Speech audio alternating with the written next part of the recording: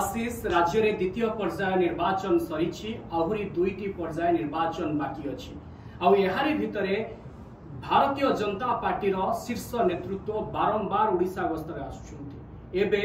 आसंता 29 तारिख में पुणी थे प्रधानमंत्री नरेंद्र मोदी ओडिशा को आसवाई जाउछन्ति। एहा पूर्वरु पुरी रे जो रोड शो करथिले सही समय रे पुरी संसदीय क्षेत्र रे जे लोकसभा प्रार्थी थिले तांको कहिबा कथा जहा कहिथिले ताहा आपण माने सुनिछन्ति, जहा को नै राजनीति मध्य होइथिला। आउ एहारी भितरे आज प्रमुख गणमाध्यम बा खबर कागज रे ना क्षमा प्रार्थना बाहरी थिला, ताकू नै मध्य समस्तक मनरे द्वंद्व। आउ एहा को नै आज न्यूज रूम रो स्टूडियो रे आलोचना मो सहित उपस्थित अछन्ति न्यूज रूम रो मुख्य संपादक श्रीयुक्त मनोरंजन सर, आपनको स्वागत। सर जानिबा को चाहिबी जेतेबेले संबित पात्रंकर आज गोटे विज्ञापन प्रथम पृष्ठ रे बाहरी थिला, एहा क्षमा प्रार्थना ना सर विज्ञापन? निश्चित भाव में आज प्रमुख खबर कागज जदि आप देखिए से खबर कागज प्रथम पृष्ठ संबित पात्रंकर फोटो सहित तांकर क्षमा प्रार्थना प्रकाशित होईछि। ये प्रथम थर पर मुझे गोटे विज्ञापन देखिली जे क्षमा प्रार्थना को विज्ञापन आकार में प्रकाश करा जायछि। संबित पात्र कहते मु 3 दिन उपवास रहिबी, मु दुखित, मो पार्टी कथाटी खसीगला। कथा होछि जो परिस्थिति रे एई बयानटी आसीछि सेतबळे प्रधानमंत्री रोड शो करुथिले, पूरा आटमोस्फियर अलगा थिला, भिन्न थिला, आ एथिरे भावप्रवणता हवा स्वाभाविक। किंतु नेतांको पई सबुठारु बड़ कथा होछि सबुठारु भावप्रवण मुहूर्त रे निजर मन को किभଳି स्थिर रखिबा। प्रधानमंत्री आछंती, रोड शो होछि, ठीक अछि, निश्चित भाव में पुरी पाई संबित पात्रंक पाई गुरुत्वपूर्ण कथा जे प्रधानमंत्री road show करुचंती Bharatiya Janata party पाई गुरुत्वपूर्ण कथा। किंतु सेतिकी बेले कथा कहू कहू जदि मोदी जगन्नाथंक भक्त ए कथा को न कहि आमे जदि कहबा जगन्नाथ होउचंती मोदींकर भक्त, निश्चित भाव में यह ओडिशा कहीं जातीय दृश्यपटरे मध्य राजनीति को सरगरम करिछि। अरविंद केजरीवाल को ट्वीट देखंतु, ममता बनर्जी को ट्वीट देखंतु, नवीन पटनायक को ट्वीट देखंतु। एमिति रे आपण देखिबे जे पूरी प्रसंग वर्तमान जातीय स्तर रे आलोचित होछि। मु प्रथमे संबित पात्र कथा कहया पे चाहिबी, ये सबु नेतांक पई गोटे बड़ आह्वान जे आपण जेतबळे इलेक्शन समय रे कथा कहउचंती सेतबळे सतर्क रहंतु। पार्टी रु जदि पदुटिए कथा खसी जाए एवं से कथार जदि गोटे प्रभाव थाए, निश्चित भाव में आपणकर विरोधी माने आपण को छाड़बेनी। बड़ कथा होची केई बुझिबा पई चाहिबेनी जे सतरे आपणको पार्टी रु कथाटी खसी जाइछि। ए कथा को इंटरप्रेट करा जिवो जे आपण सतरे इंटेंशनली चाहुतले एबली गोटे कथा कहि हट चमट सृष्टि करिया पाए। तनु सबु नेतांक पई ए गोटे बड़ चैलेंज जे आपण जेतबळे इलेक्शन बळे बयान दउचंती, कथा कहउचंती, सबबळे निज इमोशन को कंट्रोल रे रखंतु, भाव प्रवणता को अख्तियार रे रखंतु। एभली कथा कहंतु नाही जहा आउ गोटी अर्थ तयारी करिवो।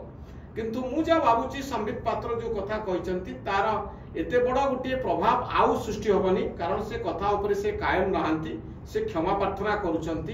प्रमुख खबर कागजर प्रथम पृष्ठ रे भूल मागुचंती, आउ ए इश्यू आगु को जीवा भली कोनोसी पार्ट से रखु नाहंती। तेणु हुए तो कथाटी एटी सरी जाई पारे।